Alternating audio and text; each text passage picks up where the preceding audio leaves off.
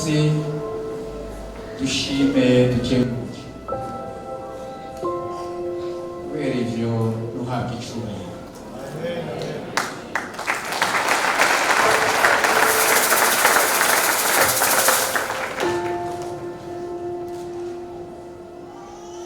Nyakubahwa murongozi w'ishengero Israël Church nabo mufatanije bose, bagira ngo ntangure gushima amajambo menshi yavuzwe, inyigisho zatanzwe, indirimbo zavuzwe, zirafata ku mutima cyane. Byantangaje ko ibintu byavuzwe umengo byabwirwa jewe.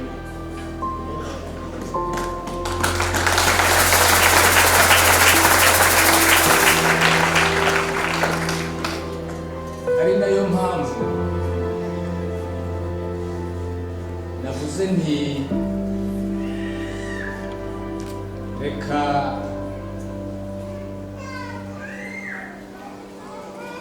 ntange intahe, nshinge intahe.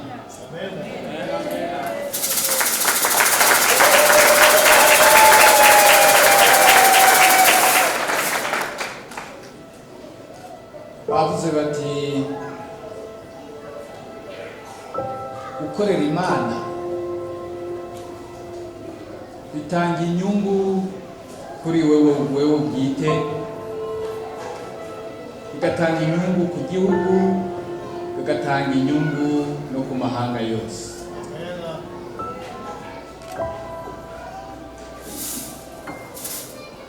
Noneho umuntu yibagije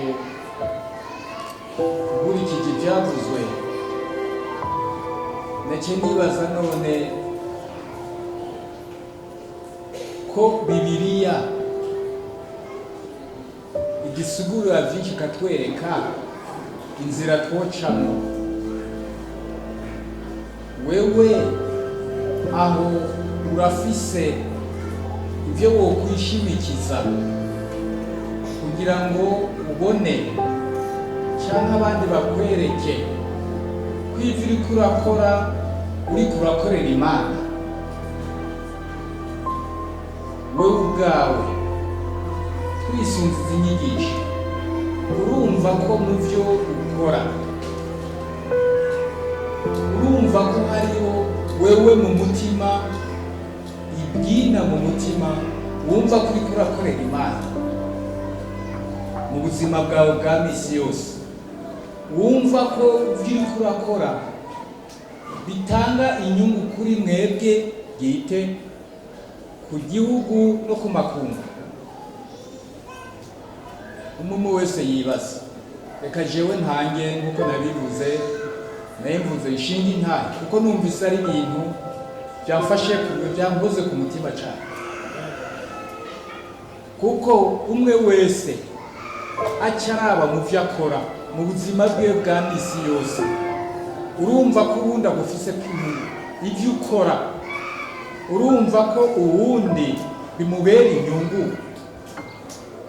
urumva ko nawe ubwawe ibyo ukora bikuviramo inyungu, urafise ikibyemeza. Wiyumvire wewe ibyo uriko urakora ko igihugu kibifise ko inyungu, wiyumvire. Iyo bavuga ngo guhinduka ni guheraho nyene, guheraho nyene. Jewe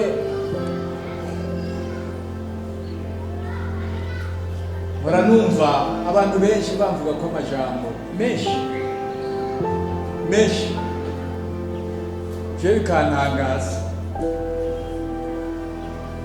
Hari abamvukamo amajambo meza, hariho n'abandi bamvuga ko ayashaririye nk'uko bisanzwe mu buzima bw'abantu. Ariko ndavuga utuntu tumwe ducagaguye, uraza kunyumva neza. Gira mwumve ko wewe niba Imana yarakuremye ukabona burije urakeye, Imana igufiseho umugambi.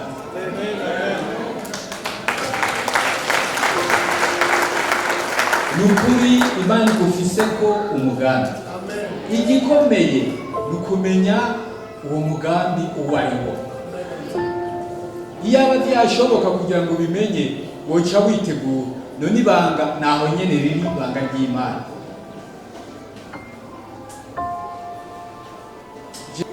Umuntu cyangwa abantu barapanze kunyica, kandi nta bushobozi nari mfise na bukeyi. Noneho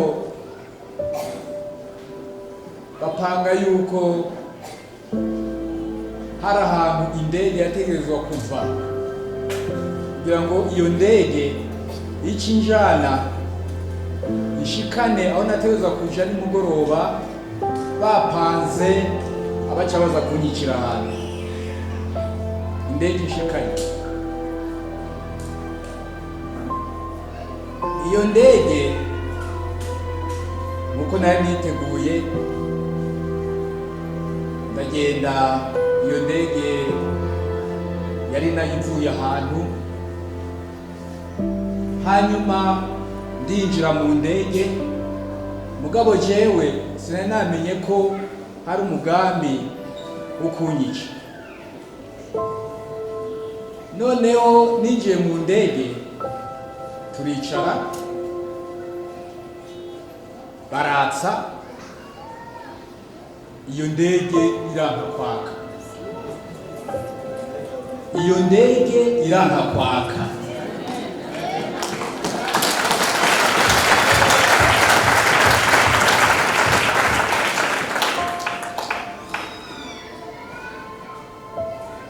Noneho yanse kwaka, kubera ko hari kure yaho navuye. Abaho kuri icyo kibuga cy'indege baca barambwira ati wewe rara hano. Nca ndarana nabo. Aho nategerezwa kuza, murumva ko byaciye bisiba. Bararindira ko iyo ndege ishika, baza kubamenyesha yuko indege byanse kuhaguruka. Dushimira Imana cyane.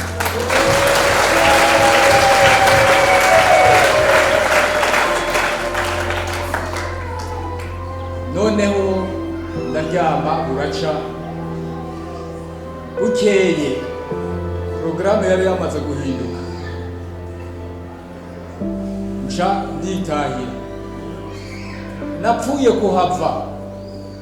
Iyo ndege abayigiyemwo yaciye yaka ubwo kanya nyene, baratsa ikiraka, baca bararangara. Ico ni igitangaza c'Uhoraho.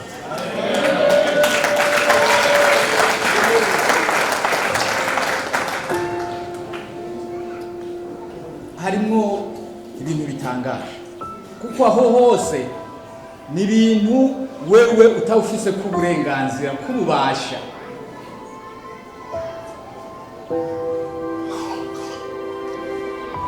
Abandi babona nkuko mukuru w'ishengero yabivuze, yabikeko gatoya, babona twubatse inzu y'inama nshingamateka, abarundi n'abanyamahanga bazoza gukoreramo. Noneho baravuga bati wewe mu mutwe ntibigenda neza. Ati kuva ryari wowe uza kubaka ibintu by'igihugu, ari igihugu giteza kubikora, nawe ukaza kubaka aho ahazobera mpuzamakungu, wowe ushaka iki? Ati mu mutwe ushobora kuba hari akantu kabuze. Mugabo abandi baraza barambwira bati iki gikorwa, ati nticavuye mu mutwe wawe, ati iki gikorwa ni ic'Imana.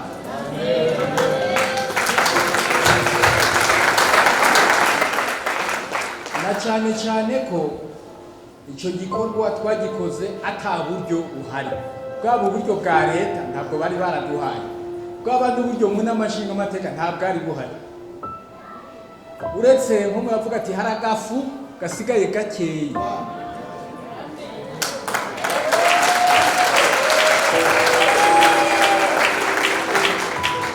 Ako gafu kari gasigaye gakeya, muri Bibiliya bavuga byinshi kweli. Ako gafu kwaragwiriye,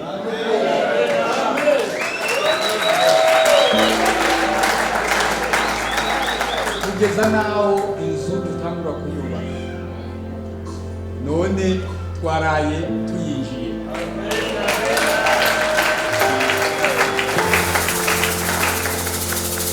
Ndababwire ko ni inzu ihagaze mu mamiliyaridi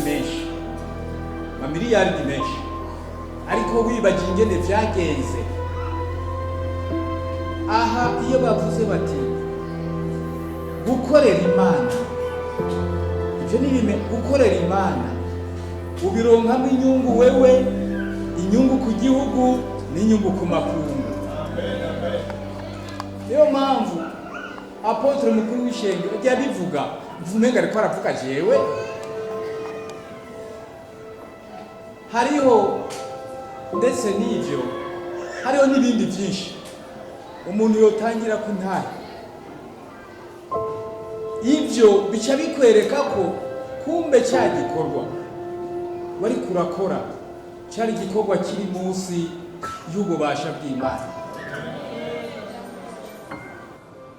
Rero bakristo bene data,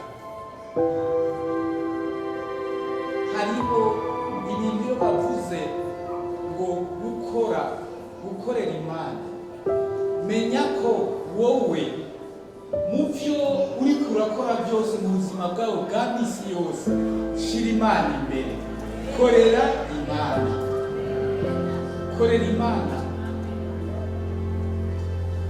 Mu byo dukora ni byinshi, ariko muri Bibiliya baratubwira bati hariho umuryango wo gucamo kugira ngo uzoshike muri ya mahirwe y'ijuru. Ati fasha abatishoboye, fasha imfubyi, fasha abakene, fasha abagowe n'ibindi. Irya fasha n'inzira n'intumbero muri Bibiliya baduha, intumbero Yesu Kristo yaduhaye, kuko Imana irazi ko dufise inkomezi nke, inguvu nke, atariko gerageza fasha. Noneho Imana ivuga iti mbega, Yesu yavuga ati mbega wa munsi wa mwana yagucimbira ashonje, wa muntu yajya kugusaba amazi, wa muntu yajya yambaye ubusa wewe n'ibindi murabizi. Ati none wewe waramenye ko urya ari jewe, nawe mu buzima bwawe bwa misi yose igikorwa gukorera Imana aba arico ushira imbere mu byo ukora byose. Erega ni byinshi, si ngombwa yuko ugenda wikoreye mu bindi ugiye kuramutsa umugenzi, oya si ivyo. Arya amajambo meza uvuga, kurya kumwegera kumuremesha, kurya kumwegera kurya afuzwe ukamuremesha, kuko bigoye yuko nk'uko Yesu yabikoze akikoreye imizigo yacu y'ivyaha akayijana ku musaraba bakamubamba, twebwe nyene nako tukamubamba. Biragoye ko wowe wogira uko, ko wohashaje wowe bishobora, ariko gerageza, kuko n'ikimenyetso ko uzagerageje neza, hariho ivy'Imana izokora kugira ngo ikwereke ko uri mu nzira nziza. aha rero iyo batusigura muri Bibiliya ni kukwereka we mu gihe uri mu nzira nziza n'igihe wagiye mu nzira atariyo, we bagucira kwereka ati nubona ibi bibaye urabyifata ngo gutya, ibi bibaye urabyifata ngo gutya, birashobora kuza bimeze ukundi, ariko ni wowe kugumura amaso kugira ngo wumve bimwe bimwe ushobora kubisigura cyane ushobora no kubisiguza. Imana ihabijwe.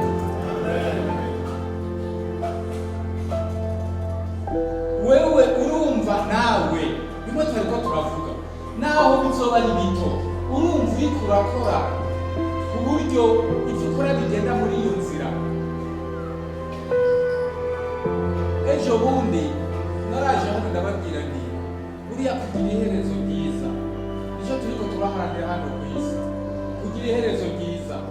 Ariko nagira ndababwire harya muri Bibiliya mu nyigisho baduhaye ati wewe nimba ushaka kuzoja mu ijuru, ushaka kuzoja hambavu y'Uhoraho, ntuzorindire umwanya wa nyuma, kuko no muri bavuga bati mbega wa muntu yaza gusaba ko ataco wamuhaye, waba uzi ko ari jewe? Wa muntu wase kwambika wari uzi ko ari je? Ibyo ni byo mu buzima imbere y'uko Imana izoguhamagara. Bivuga rero yuko twebwe hano ku isi ariho twitegurira kugira ngo kujya kwitegura neza kuzoduhe iherezo ryiza. Naryo iherezo ryiza n'urya munsi rizoshika kurya munsi wa nyuma Imana iguhamagaye wewe ukagenda utunganye ku isi, bakagenda bakubohoye. Bati muri Bibiliya ati ico muzoboha ku isi kizoba kiboshwe no mu ijuru. Byose birimo, byose birimo. Ico gusa dusabwa kora neza, kora utari kuraharura, kuko Imana irakubona. Ari nayo mpamvu tuvuga tuti none wewe bagushize mu mabanga aya n'aya, wewe bagushize mu mabanga aya n'aya ku bantu b'indongozi, erekana hano nico kimwe. Wowe kubera iki uza gushaka kwiha kandi Imana yahagushize muri ico kibanza ishoboye kukugirira neza? None we bikuzamo gute? Imana yatumye uhabwa ayo mabanga, barya bagutoye batumishika muri ayo mabanga, barya Imana izongera ibakoreshe kugira ngo bagufate neza, bakugaburire, bakubesheho, kandi icyo gihe uzoba umeze neza imbere y'Imana. Mugabo twebwe abana b'abantu Satani ducamo ngoya ati barya bagushizeho naco bazongera kuguha, ati ni wimenye, agaca baza bya bintu byo kwikunda, wimenye. Mbega wimenya gushikahe? Bagaca bava mu nda ntibahomora, amafaranga agiye umuntu yamarondera nahaga, ibintu bya Satani, kugira ngo kubera iki wowe utisuzuma ngo wishire ku munzane kugira wumve ko irya Mana ko tuvuga byose ko biva ku Mana, bitangwa n'Imana. Kubera iki tumva ko harya Imana igushize itumye uhashika? Kubera iki idashoboye kugutunga kubishyira andute? Kubera ko utavyemera? Kubera ko utavyemera? Cyo ni ikibazo. Imana icyo yemera nuko igushize mu mabanga, korera abo yagutumye gukorera. Cya kintu cyo gukorera Imana, korera abo yagutumye gukorera. Nimba uri umucuruzi nicyo kimwe, nimba uri umugwizatunga nicyo kimwe, nimba uri umukozi wa leta nicyo kimwe. Urya muntu muri prive mu bikorera utwabo yaguhisemo, yaguhaye akazi, atari kugira ngo umuhombeshe. Kora ivyo uteza gukora, kuko urya guhaye akazi azogaruka gushimire. Ariko naho nyene yamana izobitunganya.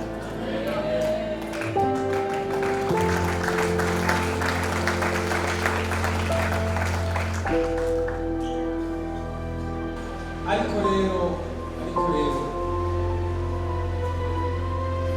twebwe abana b'abantu mu byo dukora byose, ibikorwa byiza biva ku Mana. Imana yaraturemye iduha isi ngo tuyitegeke, ishaka yuko dutunga, ariko isi aho kugira ngo tuyihindure tuyiteze imbere tuza kuyijyaniramo. Imana iraturaba, ataba abagabo bose n'aba bakenyezi, ati kubera iki n'abahaye isi batazivuye, ati none bari kubitinariramo ingumu. Burya turaba ikaduseka cyane, ikadutwenga cyane. Koko namwe muravye, namwe mubirabe, dupfa iki muri bya bikorwa tuba dukorera Imana? Imana yaduhaye isi ngo tuyitunganye kugira ngo dukire tumere neza, dutunganirwe. Mugabo ugasanga turiko turakora ibindi bintu twicana. None dupfa iki? Nigeze kubabwira hano, ni ibyo turiko turapfa hano ku isi, dupfa ubusa no muri Bibiliya ati none wewe aha turi ingenzi, ejo bundi Imana izoduhamagara ahantu tuzogira ubuzima burebure cyane, nawe uno munsi uriko urakora amakosa atabaho. None muri ubwo buzima burebure uzoba umerewe gute? Camwibaza, uzoba umerewe gute? Hamwe twariko turavuga tuti hano ku isi dukore ku buryo tuzogira iherezo ryiza. None tweho turumva ko umunsi Imana izoduhamagara izosanga twiteguye ku buryo tugira iherezo ryiza. Iyi Bibiliya iradutegura cyane. Mugabo muri buriya buzima ukaba hano ku isi utashoboye kumvikana n'abandi, wari umeze nk'ishitani. None hariyaho muri buriya buzima burebure ca wibaza bizogenda gute? Ariyo mpamvu gukorera Imana wowe umenye gusa ko hano ku isi ubuzima ni nk'isegonda imwe. Mugabo twebwe twumva ko umengo ubuzima bwa hano ku isi, twumva ko umengo nicyo kintu kirekire kibaho. Oya na gato ibituniganira sivyo, kuko ibirivyo dans la réalité, ibirivyo ni tumaze guhamagarwa muri bwa bundi buzima. Hariya niho hari ubuzima nyabwo. None hano ku isi tuniganira iki? Tuza dusoma zemwe aje muri Bibiliya sinkomeye cyane. Oya, mugabo muri Bibiliya birimo aha tuniganira ubusa. Baraduhenda ngo ifaranga.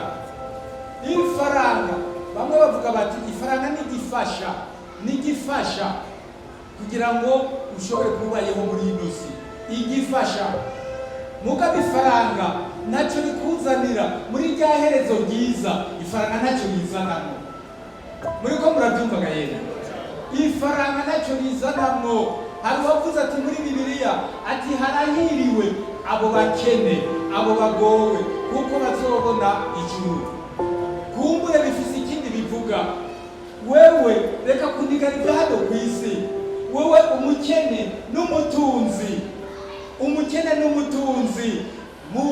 muri rya herezo ryiza mwese murangana. Ntube ngo nuko ari umukene, mwese murangana, ahubwo wowe uri umutunzi. Hariho shasa nyinshi ko ubwo byohereze byo utazobibona. Mugabo umukene agiye atunganye, rero ibikorwa dukorera Imana, icyo urakora mu buzima bwose ibuka Imana. Uri gukorera abana b'abantu nabo ni abana b'Imana. Nutunganiza abana b'Imana n'Imana nayo izoshima.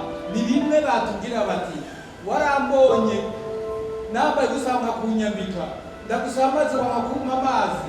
Ibare muri bene wacu, iri muri bene wacu. Ibyo ntibiri mu ijuru, oya, biri muri bene wacu. Fasha gira uko mushoboye uzamuriko murakorera Imana. Rero singiye kuvuga byinshi cyane n'unavuze byinshi, ariko kwa kugira ngo mpeze nshima nyengurukije ijambo ry'uno munsi. Ijambo ry'uno munsi sinigere byagenze namwe nyakubahwa Apotre, sinzi ukuntu n'amajambo magiye muyaterateranye, ariko mwumva umwanya wose bigaruka hahandi numva ikintu kimwe ati vuga, ati genda uvuge ibi nabyo kubera mwebwe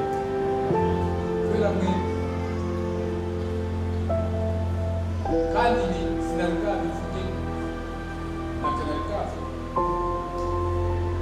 ariko kubera ko uwo muri Imana yumvise ko byoshobora gufasha abandi, byoshobora kugira abandi akamaro, muraraba namwe mu buzima bwanyu icyo Imana yabakoreye. Kumbure yabakoreye ntimwabimenya.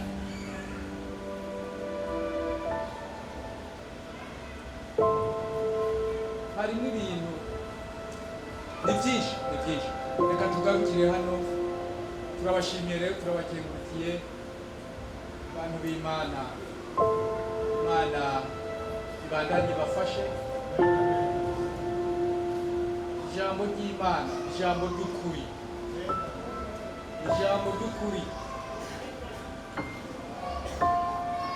uriya harya kurya musaraba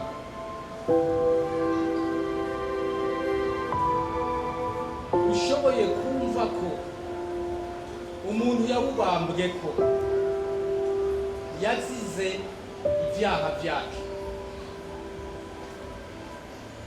nawe uca wibaza hano ku isi, none wewe ubu ikibazo cyawe ni iki? Korera Imana, byibure korera Imana. Imana ibazigame. Murakoze cyane.